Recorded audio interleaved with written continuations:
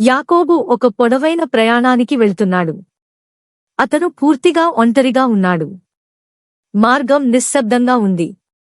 ఆకాశం మెల్లగా చీకటిగా మారుతోంది.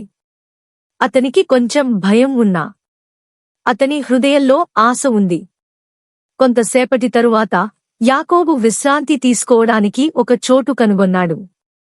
ఒక రాయిని దిండులా పెట్టుకుని మెరుస్తున్న నక్షత్రాల కింద పడుకున్నాడు. కొద్దిసేపటిలోనే అతను నిద్రపోయాడు. ఆ రాత్రి యాకోబు ఒక అద్భుతమైన స్వప్నం చూశాడు. భూమి నుండి పరలోకానికి చేరే ప్రకాశించే మెట్లను చూశాడు.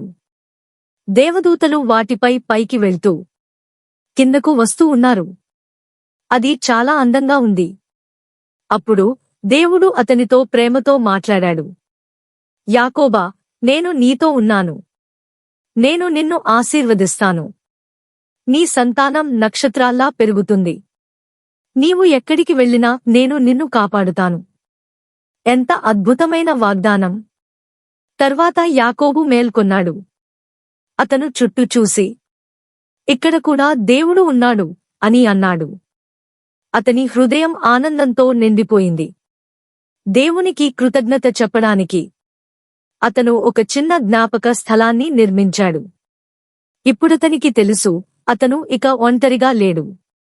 తర్వాత దేవుడు యాకోబుకు ఒక కొత్త పేరు ఇచ్చాడు, ఇశ్రాయేలు.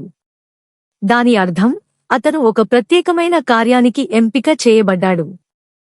తర్వాత ఏమైంది తెలుసా? దేవుడు తన వాగ్దానాన్ని నెరవేర్చాడు. యాకోబు కుటుంబం ఒక గొప్ప జనంగా మారింది.